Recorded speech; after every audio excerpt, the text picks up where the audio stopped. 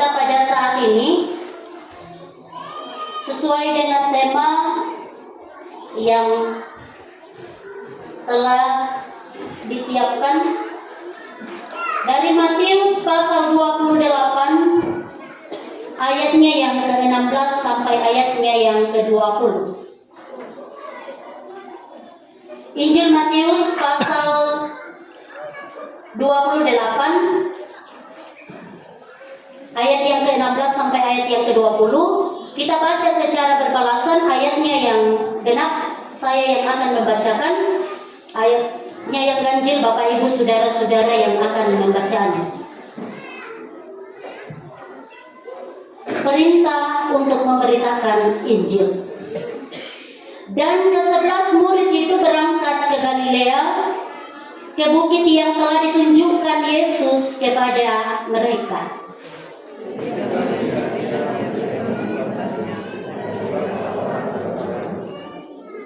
Yesus mendekati mereka dan berkata, "Kepadaku telah diberikan segala kuasa di sorga dan di bumi.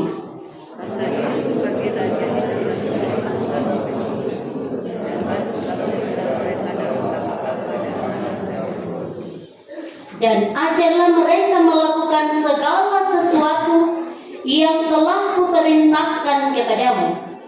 Dan ketahuilah, aku menyertai kamu senantiasa sampai kepada akhir zaman." Amin. Demikianlah pembacaan firman Tuhan. Yang berbahagia adalah kita semua yang masih diberikan kesempatan untuk membaca firman-Nya.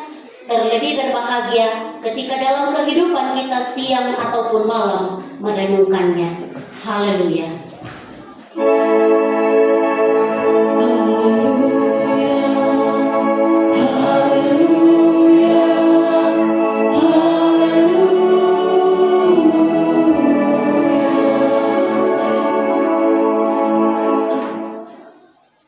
Shalom.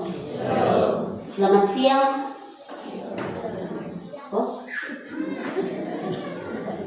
Selamat siang. Shalom. Semoga semangat kita untuk mengatakan shalom juga terus menjadi bagian dalam hidup kita dalam ibadah syukur pada saat ini. Bapak Ibu saudara-saudara sidang jemaat yang sama dikasihi oleh Tuhan, kita berkumpul dengan hati yang penuh syukur sebab anugerah dan kasih setia Tuhan telah menyertai kita selama 67 tahun. 67 ini lansia atau apa? Sudah lewat?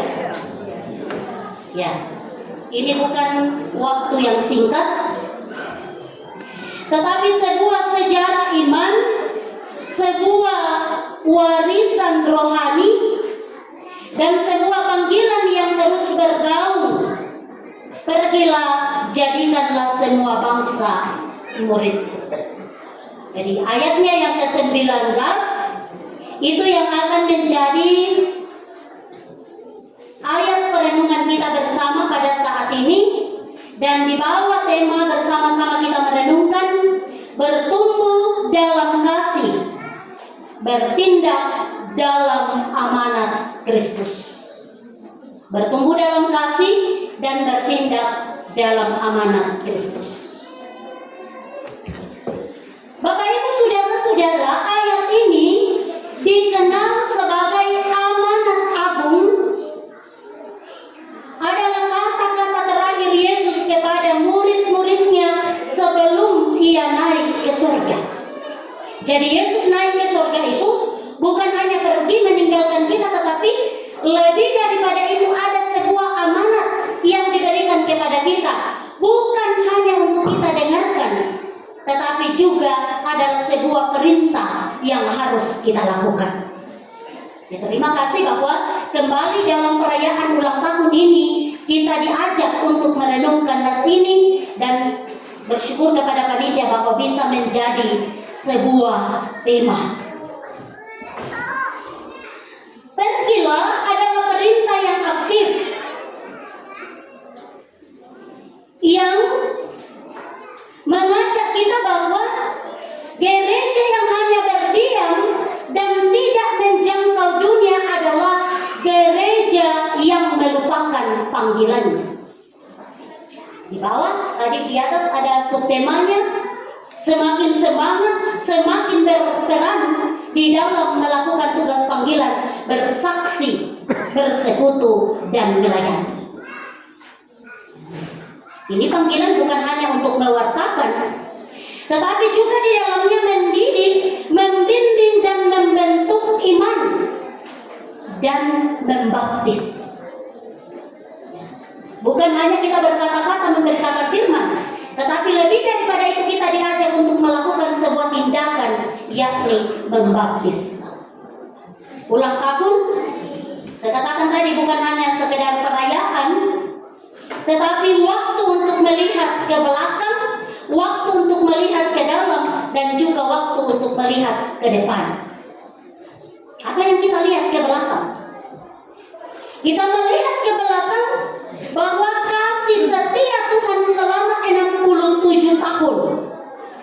Dari awal berdirinya jemaat, pelayanan para pendeta dan penatua, hingga berbagai tantangan dan sukacita yang dilalui, kita harus bersyukur. Bukan bersyukur karena tantangan, tetapi bersyukur bahwa sampai pada saat ini kita masih ada. Karena itu, seperti yang kita tahu, kita dengarkan sejarah jemaat tadi, bagaimana perjuangan untuk berdirinya sebuah jemaat. Ya. Dan kalau saya tidak salah dengar tadi, dalam sejarah jemaat masih perlu juga dibenahi, kalau bisa dituliskan juga sudah berapa pendeta yang melayani di jemaat. Ya. Kita bersyukur itu kalau kita lihat ke belakang. Kalau kita melihat ke dalam, kita bertanya, apakah selama ini kita sudah benar-benar menjadi murid Kristus? Apa yang dilakukan oleh murid, Bapak Ibu Saudara-saudara? Anak kalau masih sekolah, dia itu pagi-pagi sudah harus hadir di sekolah jam sekian. Dia harus disiplin, dia harus dilatih untuk mendengarkan, melihat, dan menikmati apa yang dipelajari. Ya. Apakah kita sudah benar-benar menjadi murid Kristus? Apakah kita sedang bertumbuh dalam iman atau hanya hadir secara rutin tanpa pertumbuhan rohani? Ini kita jawab masing-masing, ya. Saya tidak berani mewakili kita untuk menjawab. Dan tugas kita melihat ke depan, bahwa kita diingatkan untuk tidak puas dengan keadaan sekarang, tetapi melangkah dalam misi Kristus, yakni menjadikan semua bangsa muridnya. Bapak Ibu Saudara-saudara, amanat agung ini adalah sebuah panggilan untuk bergerak keluar. Yesus berkata, pergilah. Dia tidak berkata, duduklah dan tunggulah orang datang. Dia tidak mengatakan itu, tapi ini sebuah perintah, kalimat aktif, pergilah. Artinya bahwa kita dipanggil untuk bergerak. Gereja tidak boleh pasif, gereja tidak boleh tertutup atau nyaman hanya dengan acara internal, tetapi gereja harus menjangkau dunia. Yang kedua, dikatakan pergilah artinya menjadikan murid bukan sekedar membaptis atau menambah jumlah anggota, tetapi membentuk manusia yang belajar dan hidup di dalam ajaran Kristus. Lalu yang ketiga, ketika dikatakan pergilah, ini menunjukkan bahwa visi misi gereja harus universal, tidak terbatas suku, usia, ataupun latar belakang. Sehingga tadi saya bertanya, di usia 67 ini bukan hal yang mudah lagi bagi kita, tetapi ya ada dihitungkan dari umur, ya malah dikuala anggap dari kita makhluk. Kita disampaikan memberikan apa yang kita mampu berikan di usia itu, tetapi yang perlu adalah kita bukan hanya gereja untuk kita, tetapi untuk dunia. Kemudian yang berikut, Bapak Ibu Saudara-saudara, kita dilihat di ayatnya yang ke-19 pembacaan kita. Apa artinya menjadi murid dan menjadikan murid? Menjadi murid Kristus. Untuk apa menjadi murid? Kita harus lebih dulu menjadi murid yang sejati. Ciri-cirinya setia di dalam pengajaran firman, mau menyangkal diri dan memikul salib, hidup dalam kasih dan pengampunan, terlibat dalam pelayanan, bukan hanya jadi penonton. Itu dikatakan menjadi murid Kristus. Lalu yang berikutnya bahwa menjadikan murid di dalam keluarga menjadi sebuah pertanyaan bahwa apakah anak-anak kita mengenal Kristus? Apakah kita menjadi teladan iman bagi mereka? Kalau di lingkungan sekitar, apakah tetangga melihat terang Kristus dari hidup kita? Atau bukan justru sebaliknya? Lewat pelayanan sosial, apakah gereja kita menjadi berkat nyata bagi mereka yang miskin, bagi mereka yang tertindas, dan juga bagi mereka yang sakit?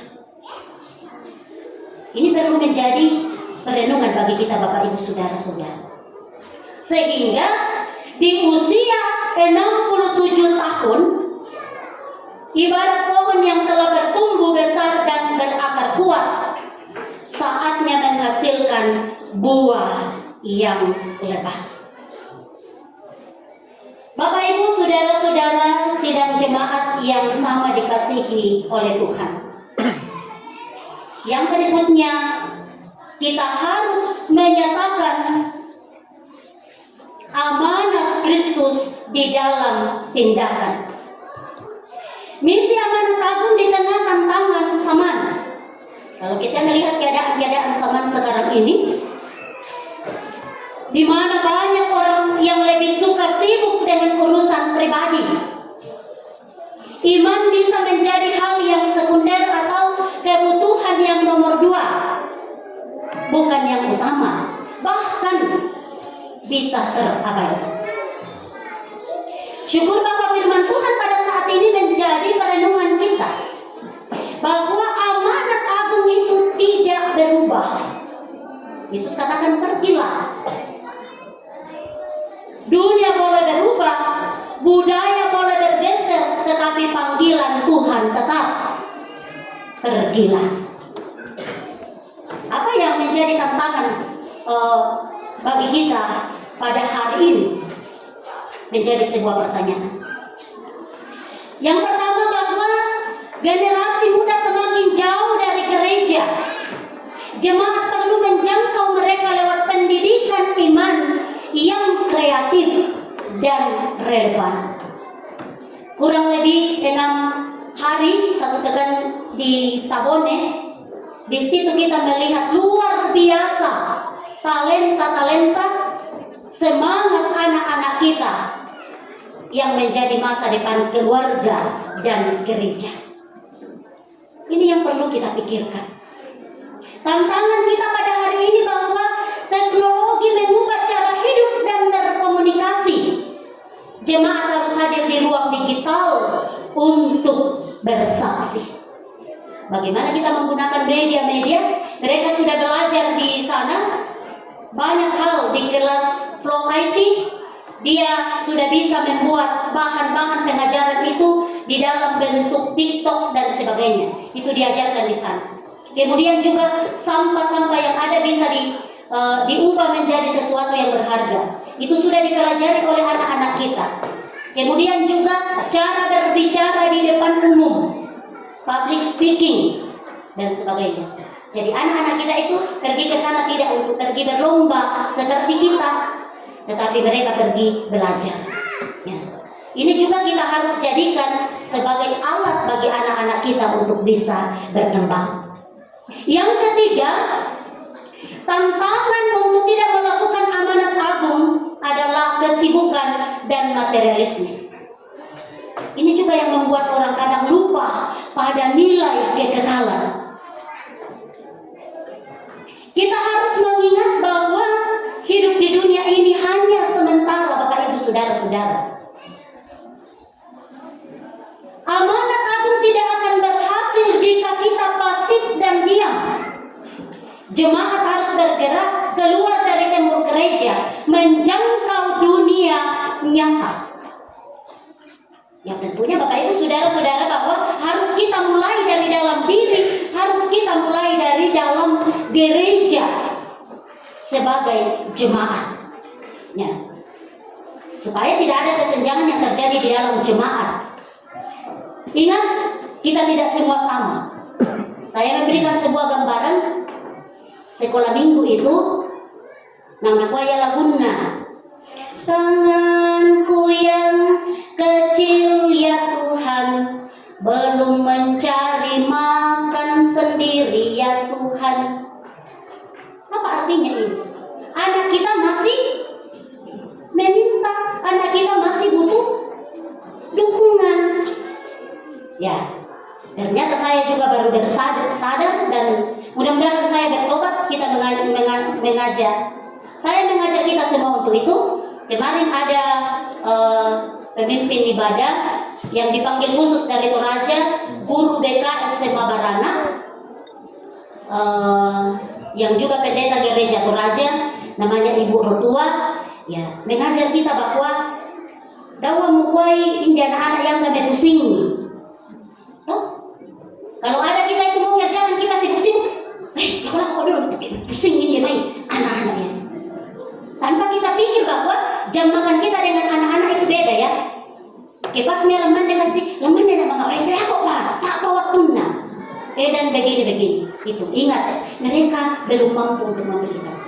Lalu juga jangan juga salahkan pemuda ketika dengan bangga dia menyanyi begini. Masa muda sungguh senang, jiwa penuh dengan cita-cita. Memang Teo tuh nata apa mau datang ke luluk mende cuma ya anak. Oke, nak si kamu ya semangat si kamunya. Mari kita jadikan itu semangat mereka sebuah semangat yang juga adalah masa depan gereja. Dengan semangatnya pemuda lembak miki kita ungkap menanyi Toma tua. Jangan ku terbuang pada masa tuaku, Tuhan. Ada tak? Tanpa sadar Bapak Ibu Saudara-saudara, kehadiran kita sebagai orang tua untuk belelana belaimu anakku, tak mau belana kali bahasa semuanya. Itu terjadi di dalam sebuah jemaat yang tanpa kita sadari bahwa itu adalah harapan kita. Mau tidak mau kita akan sampai pada saat itu. Karena itu pada saat ini kiranya kita semua diajak, dan saatnya nanti kita semua berkata, hidup ini sudah jadi berkat. Itu ada saatnya kita sudah waktunya kita mengatakan hidup ini sudah jadi berkat. Teklah takwaliu. Iko atau tak mengurung rasa apa? Iko belum menang. Iko belum menang tak mengurung rasa apa? Ini selalu saya ulang-ulang. Bahkan setiap ibadah saya katakan itu.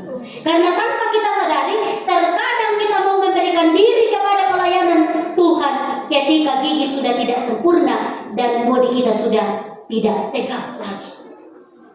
Nah, kami teman-teman, minum nih kok, nah anak muda, kalau minum nih, kalau minum nih, tersinggung dikit. Karena memang kita sudah tidak mampu. Disuagi menanya di koni, kami memilih pakulat-kulat di patasu.